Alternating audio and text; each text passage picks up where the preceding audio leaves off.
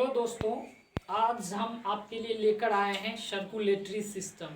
Circulatory system means रक्त परिसंचरण तंत्र।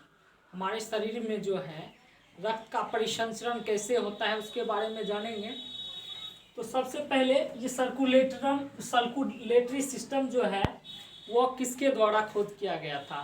तो circulatory system is discovered by William Harvey. ये विलियम हार्वे के द्वारा डिस्कवर्ड किया गया था। और इसमें कौन कौन से अंग पार्टिसिपेट करते हैं, तो इसमें जो है मुख्य रूप से हार्ट है, आर्टरीज और वेन्स, ये सभी जो है रक्त परिसंचरण में काम करते हैं। तो सबसे पहले यहाँ देखिए ये लिखा हुआ है आर्टरी। आर्टरी क्या होता है, उसमें प्योर ब्लड होता है, ठीक है, प्योर ब्लड, जिसको हम O2 rich, oxygen rich blood भी बोलते हैं, ठीक है। उसके बाद हमने लिखा है विंस। विंस में क्या होता है, इम्प्योर ब्लड होता है, यानी अशुद्ध ब्लड, जिसे CO2 रिच ब्लड भी बोलते हैं, ठीक है। अब यहाँ दिया हुआ है पल्मोनरी आर्टरी। इसका ये आर्टरी का एक्सेप्शन होता है, ठीक है। इसका एक्सेप्शन जो होता है पल्मोनरी आर्टरी, जिसमें इम्प्योर ब्लड होता है।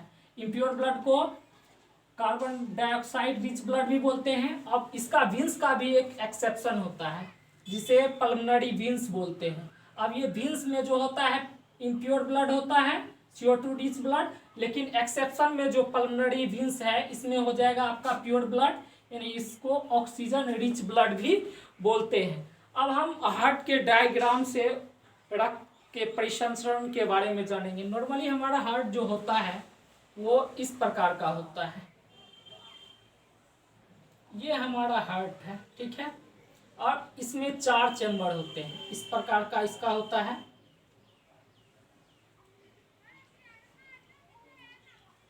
ठीक है। अब मान लीजिए, सपोज कीजिए हम इधर है, तो हमारा ये राइट पोर्शन ये है, ठीक है। ये कौन सा है, राइट है, तो इसको राइट एवरिकल बोला जाता है।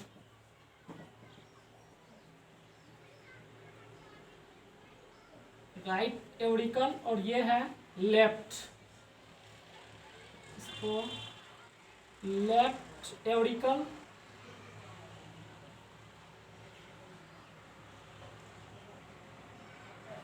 ये राइट वेंट्रिकल, और ये लेफ्ट वेंट्रिकल, ठीक है। ये हमारा राइट एवरिकल और राइट वेंट्रिकल, ये लेफ्ट एवरिकल और लेफ्ट वेंट्रिकल, ठीक है। ये हमारा 4 चैम्बर है।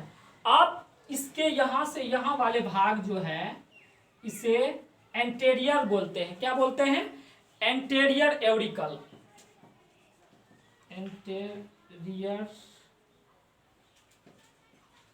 एवरिकल।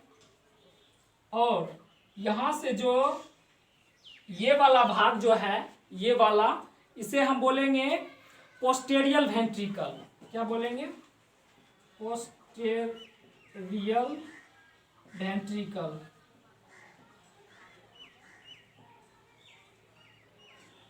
ठीक है। अब देखिए ये क्या है, इसका हम 4 चैम्बर जो है नामकरण कर देते। इसका फर्स्ट, सेकेंड, और ये रहा थर्ड, और ये रहा फोर्थ, ठीक है। अब ये राइट एवरिकल में क्या होता है, एक इस प्रकार से जो है ये नेट प्रकार के होता है, नेट के तरह होता है। 3 बल्ब होते हैं, जिसे ट्राइकस्पिड बल्ब बोलते हैं। क्या बोलते हैं, ट्राइकस्पिड बल्ब। और ठीक इसके अपोजिट इधर 2 होते हैं, इसीलिए इसे बिस्कस्पिड बोलते हैं, बिस्कस्पिड, ठीक है। यहां तक समझने में मेरे ख्याल से कोई दिक्कत नहीं होनी चाहिए, ठीक है। अब क्या होता है, क्या हमारे शरीर में जो होता है, यहाँ विंस से ये राइट एवरिकल में ब्लड आता है। ये विंस जो है, इसमें क्या, विंस में क्या होता है, इम्प्योर ब्लड।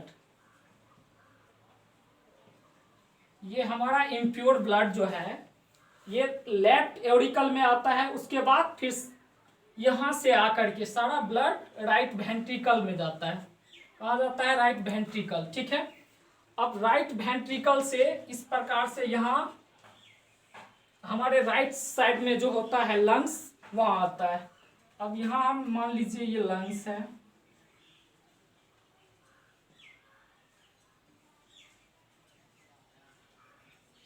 मैंने यहाँ बताया था कि ये आर्टरी, ये पल्मोनरी आर्टरी जो है, इसका जब भी जिक्र होगा इसको लंग्स के बारे में जाना जाएगा। लंग्स के बारे में पल्मोनरी आर्टरी बोलेंगे तो वो लंग्स के बारे में चर्चा होगा। तो ये यहाँ क्या है, लंग्स।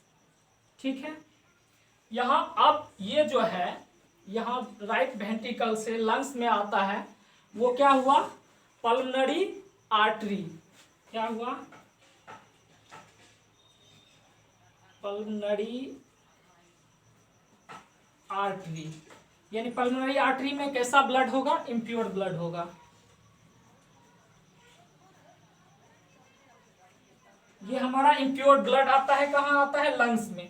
तो अब लंग्स में जब हम जानते हैं कि जब हम अपने गढ़न, जब हम श्वास लेते हैं तो क्या लेते हैं, ऑक्सीजन लेते हैं। तो ये हमारे लंग्स में जो ऑक्सीजन होता है, यहाँ क्या होता है, प्यूरिफिकेशन होता है। लंग्स में क्या होता है, यहाँ हम लिख देंगे प्यूरिफिकेशन।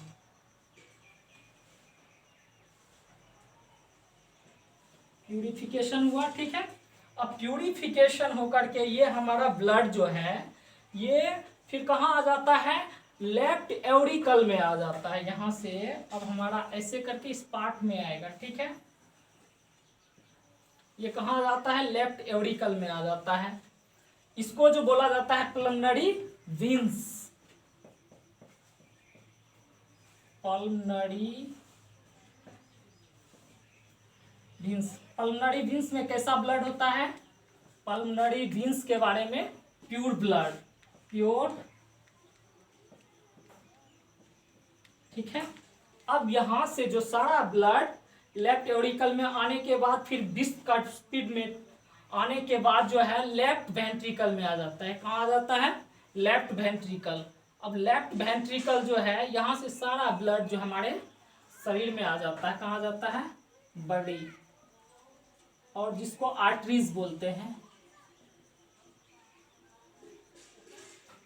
ठीक है, यहाँ से यहाँ तक आ गया। अब क्वेश्चन ये भी पूछा जा सकता है कि राइट वेंट्रिकल जो है वो किस अंग को जोड़ता है, तो किसको जोड़ता है, लंग्स को जोड़ता है। अब लंग्स जो है पल्मोनरी वेन्स की सहायता से किस प्रकार का ब्लड जाता है, तो क्या बताएंगे, प्योर ब्लड। इस प्रकार से बहुत सारे क्वेश्चन बनते हैं।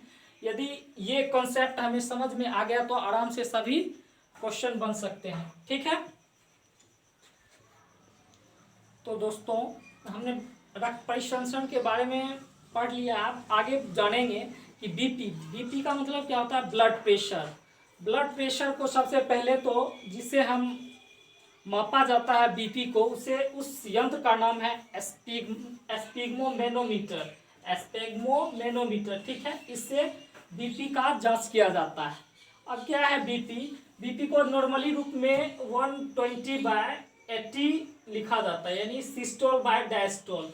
अब ये सिस्टोल और डायस्टोल क्या होता है, सिस्टोल में कंट्रैक्शन होता है। सपोज कीजिए कि जब हम सपोज कीजिए मेरा हाथ है, ये सिस्टोल में क्या होता है, जब हम हाथ को ऐसे करके दबाते हैं तो क्या होता है, उस समय पूरा जो है ये सिस्टोल क्या होता है, और डायस्टोल कॉन्ट्रैक्शन रिलैक्सेशन। कॉन्ट्रैक्शन मतलब सबसे पहले क्या होता है, समझ जाए, सिकुड़ना एक प्रकार से।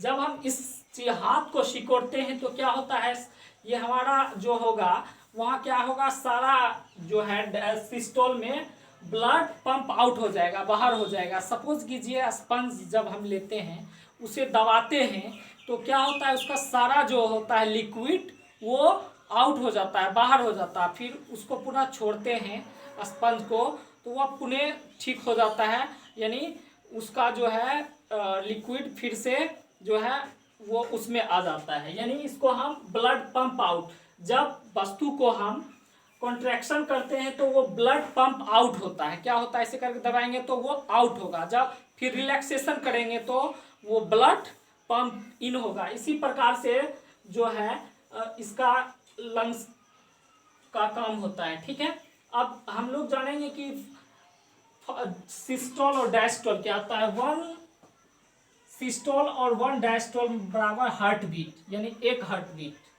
1 हार्ट बीट 1 हार्ट बीट जो है,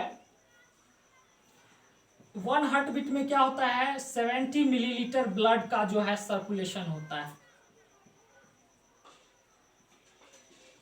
70 मिलीलीटर। इसी प्रकार से 72 हार्ट बीट, एक मिनट में जो नॉर्मली हमारा 72 टाइम्स होता है हार्ट बीट इन 1 मिनट, तो 72 इंटू 70 कितना हो जाएगा, 50 और 40 मिलीलीटर इतना होगा। इसको हम इसका जो है 5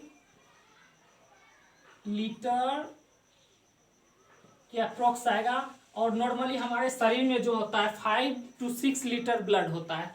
तो हमारा सर्कुलेशन जो है 1 मिनट में जो है ये सारा ब्लड जो है इसका सर्कुलेशन हो जाता है। तो इस पूरे साइकिल को हम जो है कार्डियक साइकिल के नाम से जानते हैं, कार्डियक साइकिल। ठीक है, अब जो है अगले जो है दूसरा मैं रेस्पिरेशन सिस्टम के बारे में अगले एपिसोड में बताऊंगा। तब तक के लिए धन्यवाद। इसको क्या क्या